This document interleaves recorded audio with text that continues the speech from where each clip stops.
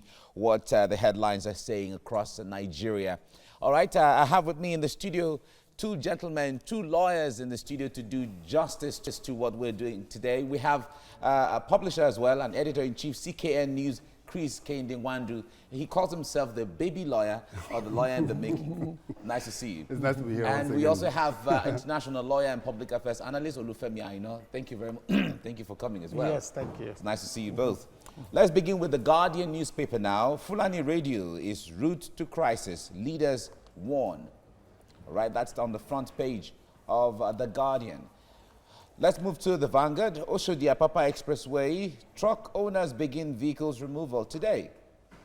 And has some multiple riders there. Oshibajo to report compliance to Buhari. And stakeholders meet to implement presidential directive. And no temporary park under Marine Bridge. Lagos State government is saying that. Who will enforce presidential directive? News analysis. Okay. We'll wait to see how that pans out. Okay, from the Vanguard, let's go to the Daily Sun. Governors blow hot over local government funds. Describe new NFIU guidelines as illegal to meet Buhari on insecurity. Be careful what you say, Oshibajo cautions governors.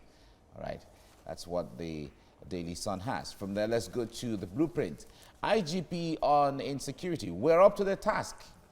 Confirmed as police boss, pledges restructuring, and Puff Ada nabs 113 bandits, kidnappers, others in Borno, Kogi.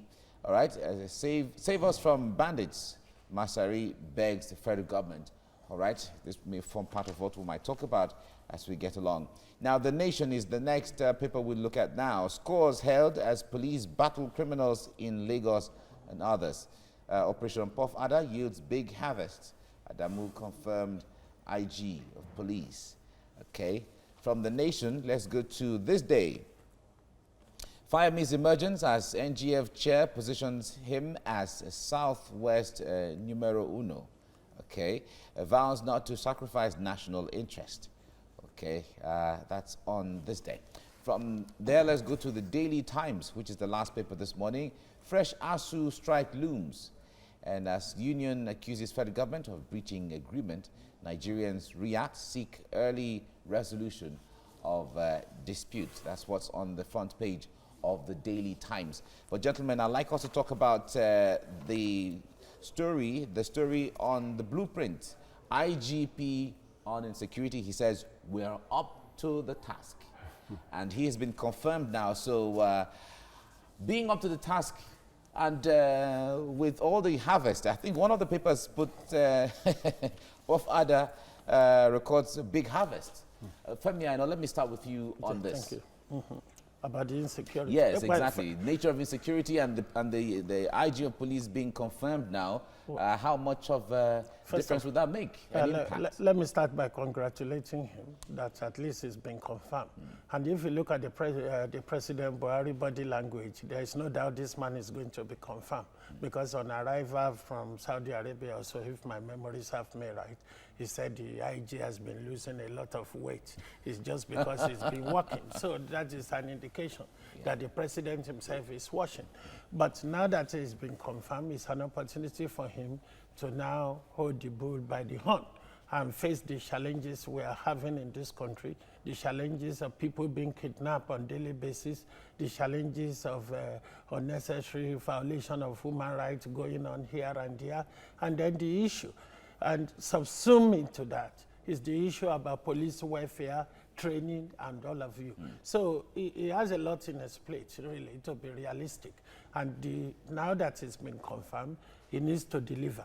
And what I would say, and I would suggest, is that he should try as much as possible and promise little and deliver big, and give way to my brother. All right, Sikian, yes. I wonder what you make of the Operation Puff Ada that was in operation, or that was launched a few months ago, as the case may be, has been recording some successes here and there, if you have to put it that way. Yes, I also join my brother in congratulating the new IG on his confirmation. It's from where we are coming from.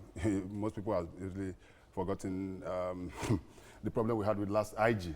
It was a terrible thing. He was so political that he left his what he ought to do and start delving into politics and the rest of them. But I've been highly impressed with the new IG since he resumed. He seems to be a man well cut out for what he has been appointed to do. Now, coming back to your question, yes, the new outfits, don't forget, was launched basically to handle the insecurity, especially along the Kaduna, Abuja expressway that has become the most dangerous route in the whole of the country, and even worse than what we have in Borno. And so far, so good with people like DCP Abakari, who is the head of the IRT team, and other sister agencies. What they've been doing so far, they've tried, but it's not yet Uhuru, because just as they are mopping up some of these guys, you still see them living and relocating, and have been doing a whole lot of havoc.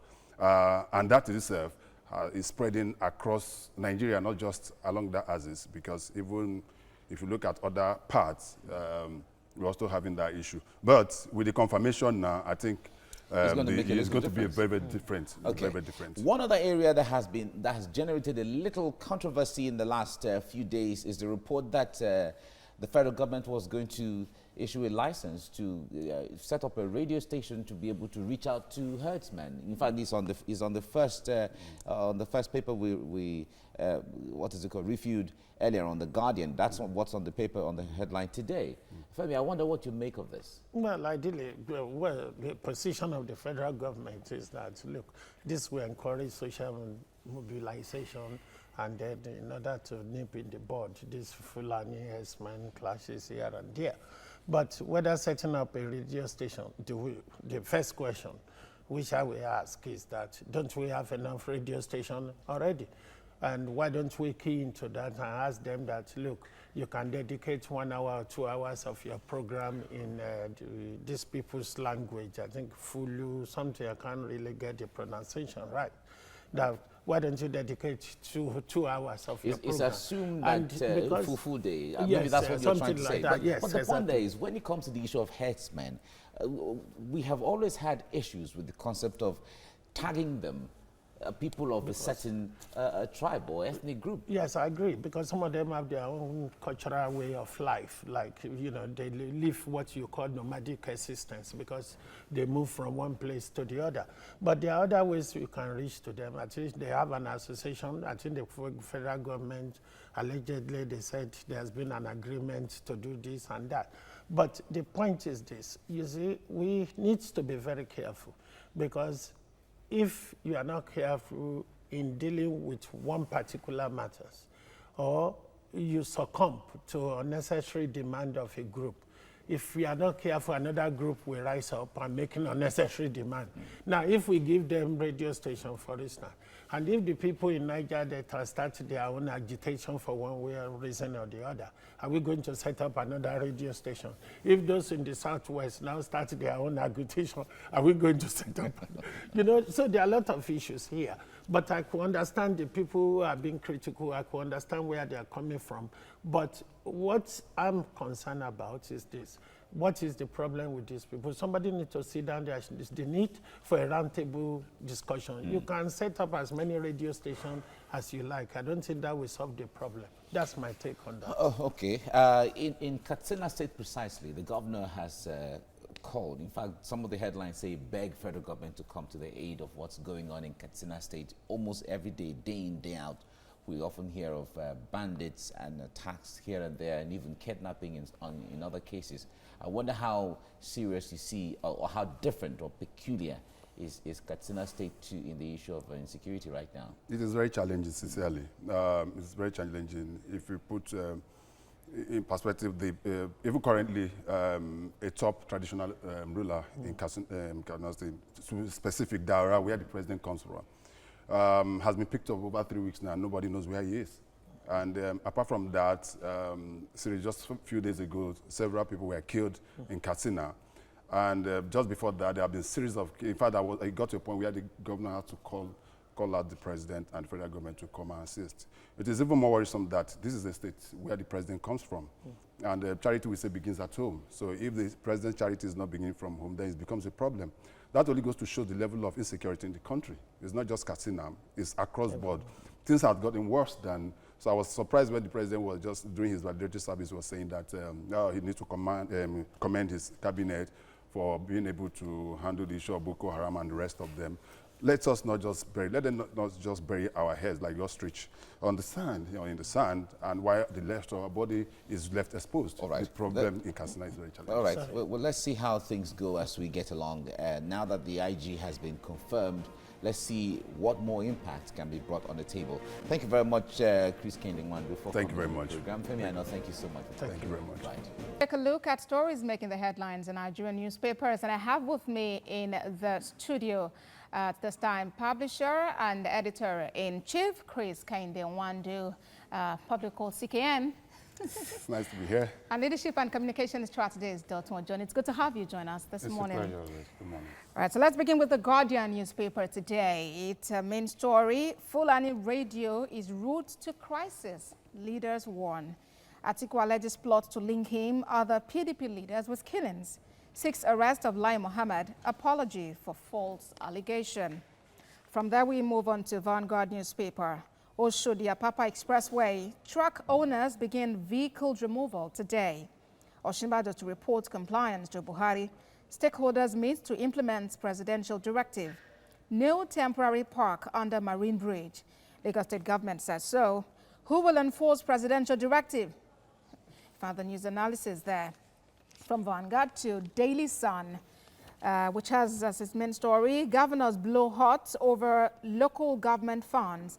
Describe new NFIU guidelines as illegal to meet Buhari on insecurity. Be careful what you say.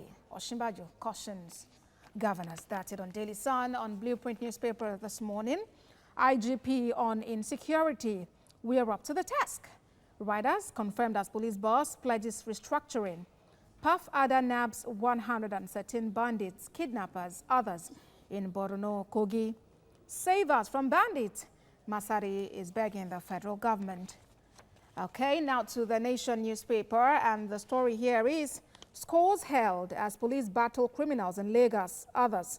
Operation Puff Ada yields big harvests. Adamu confirmed. Inspector General. That's it on the Nation newspaper.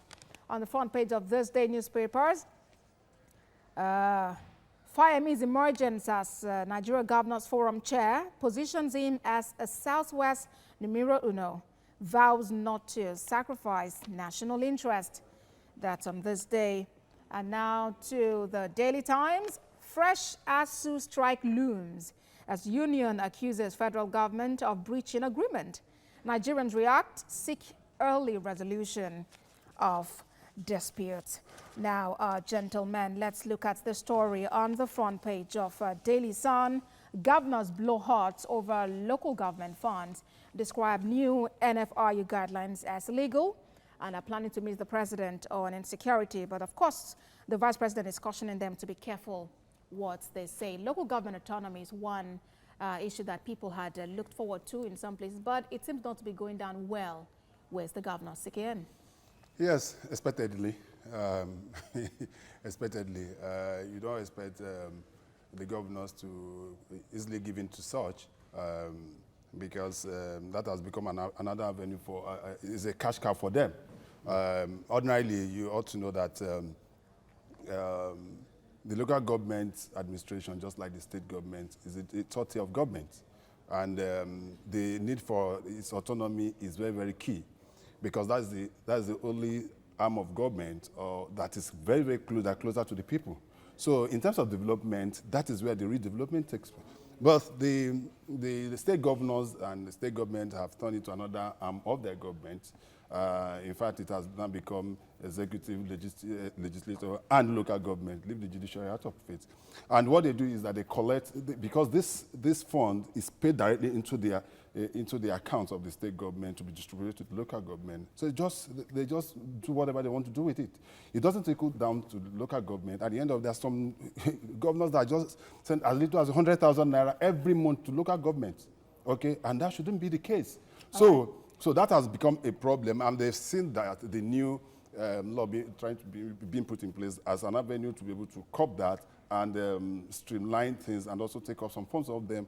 But I think we should have to stick to this, because if the local government fails, then the entire system is failing. Okay, there are some states in Nigeria where there are local council development areas. Those are not exactly included in the constitution, but they exist to further help with administration. Yeah. How does this trickle down to them?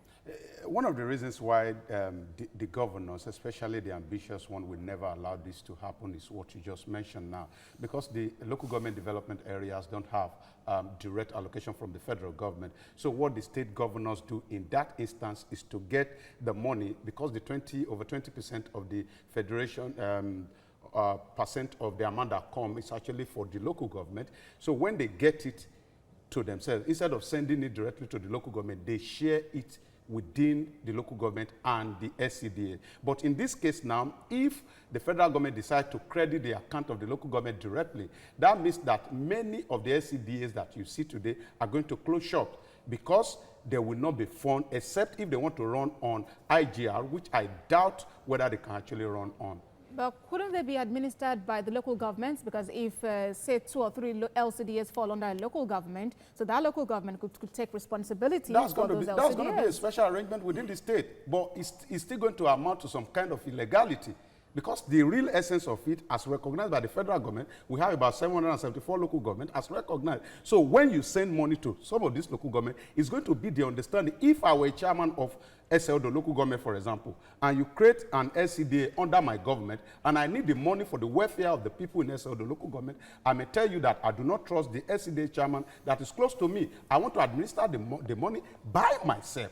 So it's a lot of things that are going to play out at the end of the day, and it's going to affect the present structure of governance, especially in states with SCDA. Okay, as it is now, it may not be only the governors that are skeptical or critical of this move by the NFIU. Some time ago, the NUT, the Nigerian Union of Teachers, actually organized a protest that they do not want to be under the local governments. They do not want their payments to come from them. Now that there's LG autonomy and automatically they should be under the LG, what happens? Well, that's the structure until we have, we reject the constitution as it were, until we bring some level of amendment to the constitution. It will remain what it is. That is what it is now. And, but even at that, I don't think we'll have that kind of problem if this present structure is, if we maintain the present structure, if the local governments are getting their money directly, getting their allocation directly as it were, I don't think some of this problem will be, as I said there are some local government that just get 100,000 naira allocation every month. What that be able to do? Okay, and when we're talking of the structuring, it's not just about the funding. Also look at the tenure. In fact, most of the governors have turned the local government areas or local government CDs at their personal, as more like an extension of their office. In most cases, there are most of them just don't even conduct elections into the local government. Some of them just reduce the tenure to 1 year, some reduce to 2 years, some don't even, some stay for over 8 years, and they don't conduct the election. If those local governments are becomes autonomous as it were, you will realize that the constitution states the exact time every local should have a local government election. And most often than not, you come to realize that now what they do is that the governors just pick up somebody that is loyal to them, and just place him as an administrator of the local government, and that becomes a problem. Right now, gentlemen, the issue of corruption is one general matter. And as much as we're talking about local government autonomy, there are still concerns about how well the local government chairpersons will be able to administer these funds. I think we should not even go there, because when you are asking, it's as if we are afraid that the local government chairman is going to embezzle money. Are we not afraid that the governor is going to mismanage money? The level of mismanagement we have at state level now is even alarming. We are only covering them, so to say, because everyone is concentrating on the federal government. If we had asked basic questions, I'm going to cite an example of the Niger Delta state. We always clamor for a better welfare for the people of Niger Delta, but we have never asked the basic question as to what the governors are using their allocation for. One of the reasons why NUT is actually skeptical is the reason It's the same reason that governors will corner the money and they will not release it to local government. So if this money comes directly, if elections are held in the local government after 3 years, if governors don't have total control of who becomes the chairman or the caretaker, and they continue to change it, then we are going to know development, more development from the grassroots. All right, gentlemen, it's been good having you on set at this time. Chris, Kainde Nwando, and Dr. John. Many thanks. Thanks for having us. Yeah, you know, joining us this morning. Thank you very much for coming. Yes, thank you. And I have leadership and communication strategist, Dr. John. Dr. Good morning as well. It's good to be here. Great. Yeah. Let's begin with The Guardian. Fulani Radio is route to crisis. Leaders are warning on that. An article alleges plot to link him, other PDP leaders with killings. That's some of the multiple writers on the front page of The Guardian. Seeks arrest of Lai Mohammed, apology for false allegation. Okay. That's on the front line of The Guardian. From there, let's go to the Vanguard. Vanguard is saying Oshodi, Apapa Expressway, truck owners begin vehicles removal today. And Oshibajo to report compliance to Buhari. And stakeholders meet to implement presidential directive. And no temporary park under Marina Bridge. Marina Bridge. Lagos State government is saying that. And who will enforce presidential directive? News analysis. But wait to see how these things play out. From the Vanguard, let's go to the Daily Sun and see how bright it's shining. Governors blow hot over local government funds. Describe new NFIU guidelines as illegal to meet Buhari on insecurity. Be careful what you say. Shibajo cautions governors. All right, we'll certainly be talking about that shortly as well. From the Daily Sun, let's go to the Blueprint. IGP on insecurity. We're up to date, up to task. We're up to the task.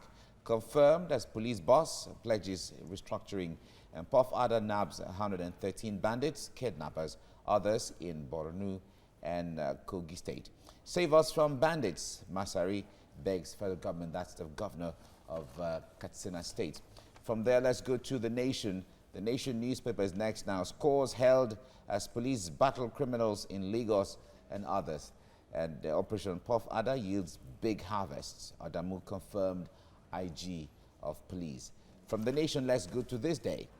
Fireman's emergence as NGF got the NGF chair position. NGF chair positioned him as a Southwest numero uno. That's the Nigeria Governors Forum. Right, that's the latest now. Vows not to sacrifice national interests. That's on the front page of this day. From there, let's go to the Daily Times, which is the last paper for this morning. Fresh ASU strike looms as union accuses government or federal government of breaching agreement. Nigerians react, seek early resolution of dispute.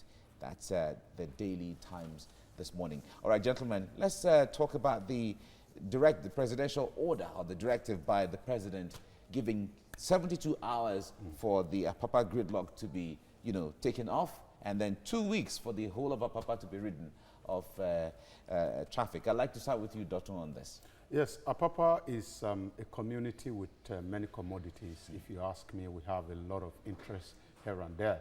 And they say it's better late than never. I'd expected in a country where systems never work, where everyone is looking at the direction of whatever the president says or whatever his body language is, I'd expected at least from the presidency, if not from the president directly, that a directive will have come. Because you remember that the last time he visited Lagos, we didn't think of an eye, all the trucks there disappear. It shows that we actually have the capacity to do that if we want to do. Then on the other hand is that we are not just going to give a directive as to, oh, everybody leave the road without creating an alternative. So the government has given a directive, fine. Either we like it or not, people are going to comply with the directive. But again, in the head of the government too, there must be a place for us to think that we need to create an alternative. If not, relocating tank farm, which is extremely difficult. So that the impact of this is not temporary. Yes. Okay. Now, Femi, looking at the fact that this is not the first time there is a move by the federal government to clear Apapa and all of that. We've seen the vice president has visited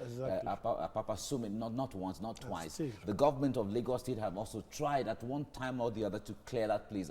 And we didn't see any, apart from maybe a 1 or 2 days impact. Everything goes back to normal. What do you think is different with this one? Well, this one is coming from the president. Maybe that's the difference.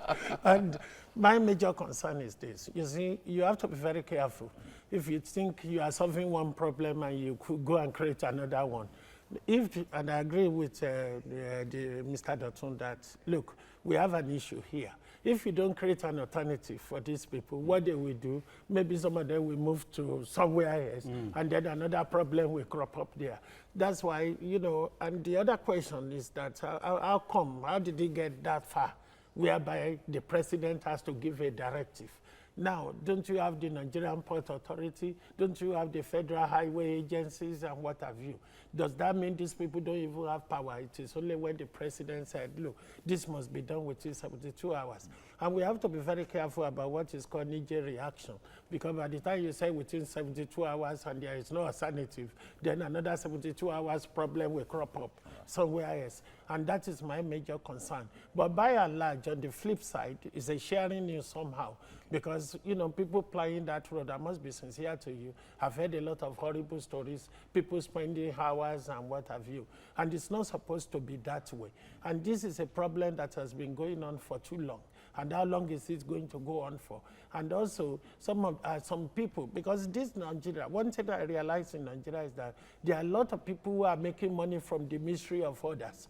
Even creating this havoc, some people are even, despite the gridlock, some people are making money because they know you get frustrated, they want to sell pure water to you, then your engine, you know, there are a lot of issues here. Right. So, but it is very important. Let us see, and I think one thing I'm happy with, the president said the vice president must report back to him, because, you know, you don't want to be an armchair leader, whereby you just give instructions, they just come and tell you what you want to hear. Like the former IG and the Benue issue. All right. Now, Doctor, the point there is, a lot of analysts have said, okay, fine, a directive from the president is a good thing if it works out. But some of the reasons we have this gridlock, the bad road to Apapa and that axis is an issue altogether.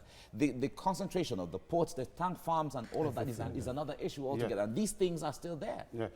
We need to quickly address the transport system. And it's not just, it doesn't end with fixing the road. Because even if you fix the road now, the number of vehicles plying the road will become at the end of the day, I'm not sure the road is going to last forever.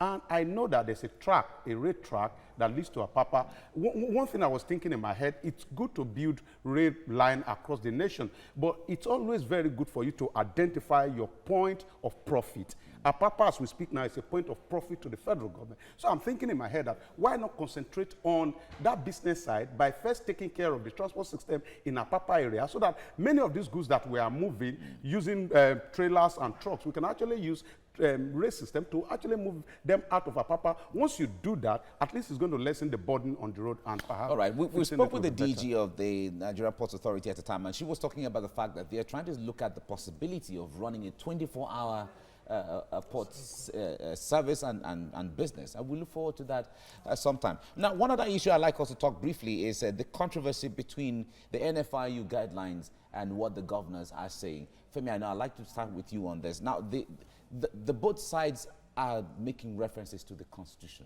as to the NFIU, whatever they're coming forth with, the guidelines are illegal. That's what the governors are saying. Yes. If you look at the other hand, they're saying that the NFIU is also saying it is illegal for governors to also always put their hands into the funds of the local government. What do you make of this? Yes, I don't even know why they are making a big issue, a mole out of a molehill for nothing. Because at the end of the day, you know, the NFIU is part of the EFCC, and it's an autonomous body within the EFCC.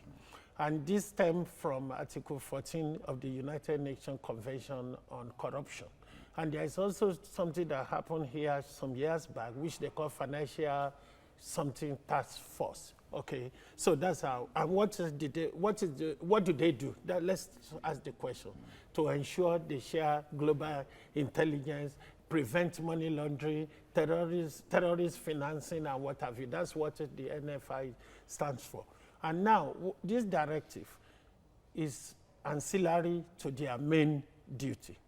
and they said you cannot withdraw more than 500,000 per day, and then the local government must have a separate account. Yeah, that's fine, but that doesn't really fight corruption, because from Monday to Friday, if I can't withdraw 500,000 per day, on Monday I write a check for 500,000, and then on Tuesday I write another one. It's still the same thing. Do you understand? So if you want the work within done, 30 days, I'm sure you withdraw everything. if you want the work done on the 30th of June, Exactly. you start signing checks today. No, it's as simple, because I think I dealt with a matter between some two partners where they give a mandate that if there's a check above £2,000, the two partners must sign. And this character has been writing a check for 1,900 short of £1, and it's been making withdrawal. So, you know, I don't know whether this goes along way. I give It's all right, it Doctor, but I wonder what you make, what scenarios will play out going ahead, because the governors are saying they're going to see the president, and I wonder what the president can do or will do in this I'm regard. actually happy that the governors are coming out to say it's illegal, and the other party is also saying it's illegal. The summary of the whole thing is that illegality plus illegality will always amount to illegality. Okay. What has been happening, the totality of what has been happening has been illegality.